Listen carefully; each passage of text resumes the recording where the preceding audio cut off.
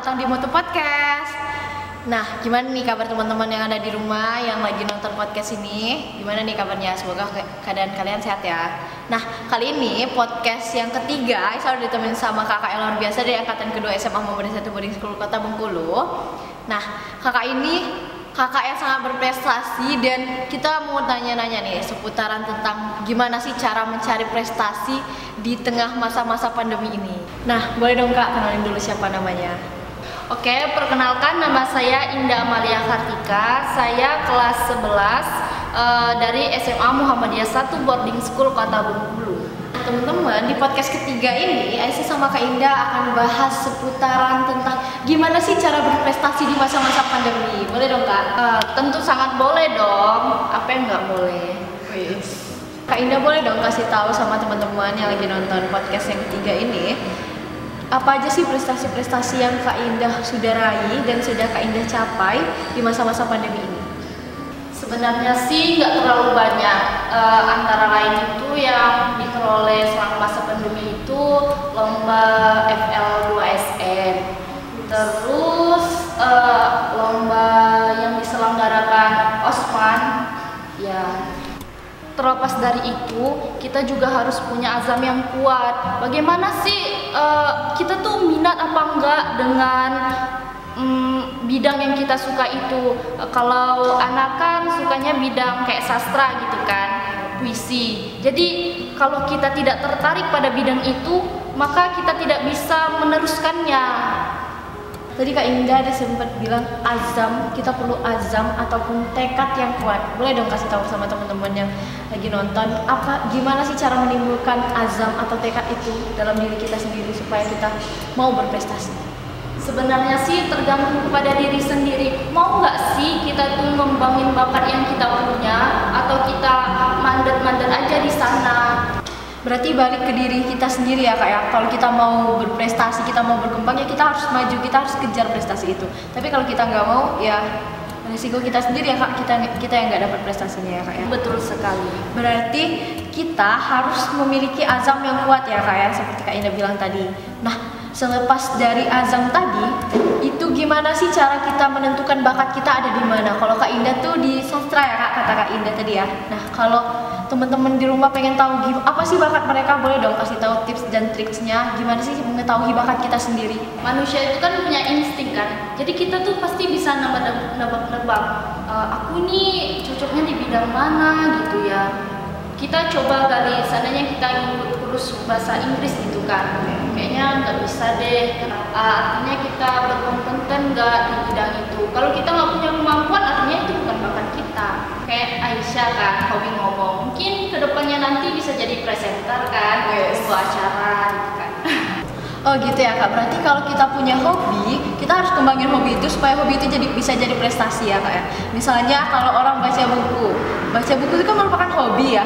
Berarti kalau kita kembangin, kita bisa menjadi prestasi, bisa menulis cerpen, contohnya bisa apa gitu, membuat buku bisa jadi juga kan. Ya, itu betul sekali. Jadi hobi yang kita miliki itu harus kita kembangkan dan kemudiannya menjadi prestasi. Nah Kak Indah, kita balik lagi nih ke tema awal kita. Tadi kan kita sudah membahas seputaran tentang prestasi dan cara menggapai prestasi tersebut kan. Nah sekarang gimana sih cara Kak Indah tetap berprestasi di masa-masa pandemi ini? Sedangkan kan di masa pandemi kebanyakan acara-acara ditunda, seperti kompetisi-kompetisi yang diadain sama sekolah, universitas, atau juga pemerintahan. Gimana tuh caranya Kak? Memang banyak universitas dan sekolah-sekolahan yang menunda kompetisinya. Sebelum masa pandemi ini, mereka itu rutin sekali melaksanakan kegiatannya. Jadi gimana sih biar kita itu tetap aktif dan tahu informasinya? Sekarang kan dunia ini canggih ya. Kita bisa lewat internet, media sosial, Instagram, Facebook, WhatsApp, bahkan lewat koran pun itu juga bisa. Berarti di masa pandemi ini kita tidak dihalangi ya kak untuk berprestasi tentunya. Banyak di luar sana universitas-universitas atau juga sekolah-sekolah mengadakan kompetisi-kompetisi secara online ya kak ya. Dan itu pun tidak menghalangi kita untuk berprestasi di masa pandemi. Ya, itu betul sekali. Nah Kak Indah, sekarang kan masih masa pandemi nih ya. Ada nggak kesulitan-kesulitan Kak Indah untuk meraih prestasi di tengah masa pandemi ini, atau malah lebih dipermudah? Sebenarnya sih ada kesulitan dan ada kemudahannya. Kamu mau tahu banget atau mau tahu aja? Mau tahu banget dong tentunya. Oke, kalau kesulitannya itu kita sulit ngatur waktu untuk menemui pembimbingnya. Kan kalau kakak ini susah kalau mau belajar hanya lewat handphone atau dia ngirim kayak materi terus kakak harus belajar kan. Jadi kakak tuh harus tatap muka secara langsung. Berarti harus lebih mandiri ya Kak ya, tapi itu sulit menurut Kak Indah ya Kak ya? Kayak kurang mantap gitu hasilnya. Kalau kemudahannya dari segi dana itu lebih efisien karena kita cuma mengirimkan video aja kan. Kalau nggak masa pandemi kita harus ke tempat itu mau ikut lomba. Jadi kita harus ada transportasinya kan. Harus ngeluarin uang ya Kak ya? Iya. Itu juga memudahkan sih, ada dampak positifnya juga. Selain itu apalagi nih Kak kelebihan berprestasi di masa pandemi? Banyak sih kemudahannya, seperti yang saya jelaskan tadi, kita bisa menghemat dana, terus tuh kita nggak perlu capek menuju ke tempat sana, juga waktunya itu sangat efisien.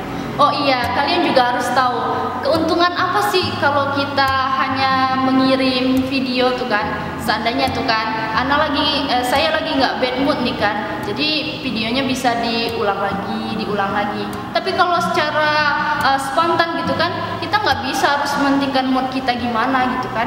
Oh banyak banget ya Kak sisi positif yang bisa kita ambil dalam meraih prestasi di masa pandemi ini.